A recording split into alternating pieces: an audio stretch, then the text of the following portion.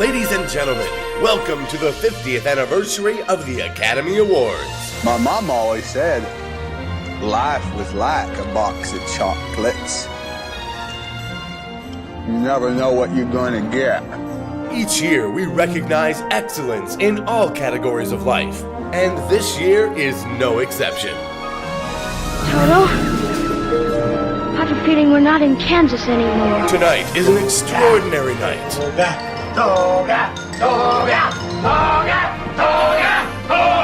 I feel the need for speed. Not only does it mark our 50th year together, but it brings together family and friends from all corners of the country to celebrate the love and friendship of one man. Welcome to the 50th annual celebration of Mr. David Grain. I'm the king of the world! Fasten your seatbelts. It's going to be a bumpy night. Life moves pretty fast.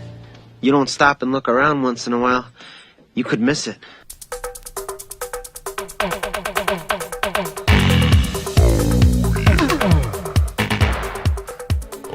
Our first award this evening is the Moby Dick Award. Birds. The birds! He rises! Each year, the Moby Dick Award goes to the individual who has conquered the mighty ocean and has earned the right to say, "Call me Ishmael." The nominees are Brad Pitt in A River Runs Through It, George Clooney in A Perfect Storm, David Grain in A Grain of Salt, Wanda in A Fish Called Wanda. Hey, what up? How y'all doing? Peter, I told you I was gonna be on TV, girl. And the winner is David Grain in A Grain of Salt. To accept the Moby Dick Award on David Grain's behalf is Captain Buddy Vanderhoop, a member of the Wampanoag tribe of Aquina on Martha's Vineyard, who hails from a long line of fishermen dating back to the whaling days. In fact, his great-uncle actually harpooned Moby Dick. For the past 35 years, David has truly cherished his unique and special offshore adventures and wonderful friendship with Captain Vanderhoop. Ladies and gentlemen, Captain Buddy Vanderhoop. What the hell do they make me dress in this for? This is not natural, David. What's going on? I've been fishing with David for quite some time. He doesn't like to go out with anybody else other than me. I'm a pretty good fisherman, so I guess he gets spoiled. One time in particular, we were headed out and all of a sudden the boat just started rumbling to the point where I thought it was going to fall apart. So we slacked back on the motors and I said, "Dave, I think you just picked up a big piece of rope that just caught in your props." Well, we went down, we couldn't see anything hanging off the bottom of the boat. So I finally volunteered to go overboard, which is totally against what I would ever do. If it were my boat, I'd wait for a volunteer, because we had just passed a few fins, which were definitely sharks. We discovered that one of his props had thrown a blade, which was very disturbing to David at the time, because it wasn't even a year prior to this voyage that he had thrown a blade on the same side, on the starboard side, and he was very perturbed. He immediately got on the phone to Viking, and oh my goodness, he read that poor guy the riot act so bad I was cringing on the boat. By the time we got in, the representatives from Viking met us on his dock, very apologetic, and put brand new props that had just been flown in from Sweden. They really felt that they should give him the the props that he had that they had ordered special for someone else. After that trip, the next week was a very successful week. I think we had like nine or 10 60 to 80 pound yellowfin tuna. And Dave's just this is what kind of guy he is. He's, you know, his boat, eats a lot of gas. He burns like 80 or 90 gallons an hour at cruise. And he he said, okay, well, it was a great day of fishing. I know what I'm having for dinner. I'm having tuna fish. So he said, let's cut one up. So I pulled one up out of the fish hold, cut him up, cut the loins out of it. The top loins are the best. And he said, I only want one loin. You and Charles can take the rest of that fish that we cut up, and buddy, I want you to take all the rest of the fish and sell them. And I said, okay, fine. I know just a couple of restaurants that have been hounding me for yellowfin tuna. And he said, and put the money in your pocket afterwards, which is, that was just Dave. Dave is a great guy like that. I mean, he's just one of the nicest people, really rounded, great people that you'll ever meet in your life, and that's why I like fishing with him.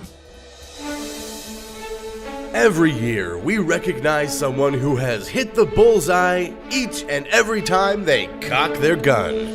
Say hello to my little friend. Hasta la vista, baby. Go ahead. Make my day. The Mark Morris Marksman of the Year Award represents more than just pulling the trigger. It represents hitting the target. You've got to ask yourself one question. Do I feel lucky? Well, do you, punk? And the nominees are Jude Law in Enemy of the State, Annie in Annie Get Your Gun, David Grain in The Deer, Turkey, Bear, Elk, Wolf, and Anything Else That Moved, Hunter, Elmer Fudd in Kill the Wabbit. Kill the wabbit, kill the wabbit. Kill the wabbit. And the winner is David Grain in The Deer, Turkey, Bear, Elk, Wolf, and Anything Else That Moved, Hunter. Accepting on behalf of David tonight is the original marksman, Mark Morris. Mark hails from Edgartown, Martha's Vineyard. Known for his amazing marksmanship and infamous for his man cave, Mark is an award-winning hunter who has kept David from shooting himself in the foot for the past 30 years. Ladies and gentlemen, Mark Morris. Me and Dave started spending a lot more time together because he started spending more time on the island in the summertime and stuff. So I would see him a lot more, and we started getting to talking about bow hunting, and he really wanted to get into the bow hunting, and he wanted to shoot a deer and everything else. And so we were, out to dinner quite a few times and stuff, and he asked me if I'd take him, and I took him in my trophy room, which he's been in many a times, and every time he'd come in, he'd just look at the deer, and he'd just say, I've got to get one, I got to get one. So I told him, I said, I'll take you, and I guarantee you'll get one. We went out in the woods, showed him how to get there, everything else, showed him where all the tacks were in the trees so he could get his way in and out. Say, there you go, you go in and just come out before dark so you don't get lost. And then if you don't come out before dark, you might have a problem getting out. So then you gotta call me. And I left Dave there, and I went to my stand, and Dave went to his stand. And we were, I told him, I said, I'll see you back at the house when we get done hunting. So I get done hunting, I didn't see anything. I go back to the house, and I come in, and the kids are sitting on the couch and everything else, and Dave just hasn't come back. And I go, geez, Dave's not back yet? And the kids say, no, he's not back. So we waited, and it's getting darker and darker. It's around 5:30, still no Dave. And we're like, geez, maybe he got lost. And we started laughing, because I told him, make sure you don't get lost. And all of a sudden, we get a phone call from his cell phone. I'm lost. So we all start laughing and everything. My son jumps up off the couch, my two boys, because we have these four-wheelers. So we all jump on the four-wheelers. We're driving out in the woods looking for Dave, which is lost. And so my son, 9-year-old Brendan, he finds Dave in the woods. And we get back to the house and everything else, and Dave doesn't say too much because he's kind of embarrassed that he got lost. And Brendan's not saying much, so I'm just looked at Brendan, and David ended up just going home because, like I say, he was embarrassed he got lost in the woods, and that's the one thing you don't want to do when you're hunting. I just started talking to Brendan, and Brendan, I said, so what happens when you found Dave? And he says, no, they didn't say too much, Dad, and he just didn't say much, and we left it at that. I said, okay. So the next day, after Brendan got home from school, he was just really quiet. He wasn't himself. And I go, Brendan, what's going on? What's the matter?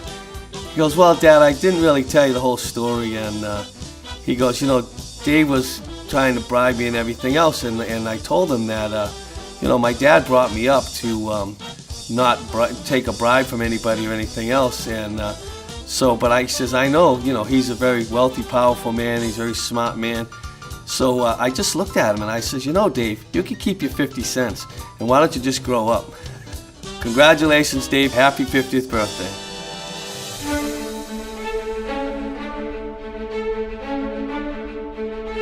Bond.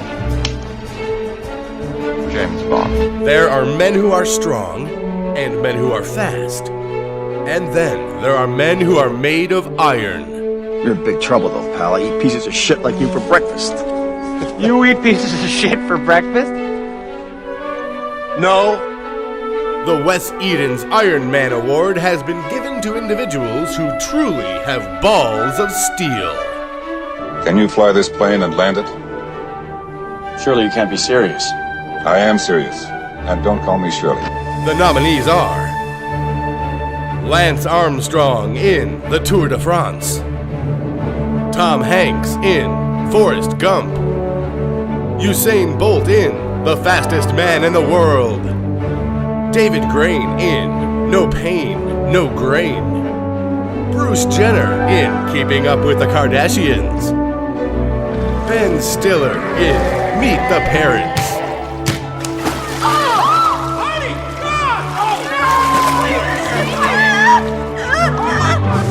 The winner is David Grain in No Pain, No Grain.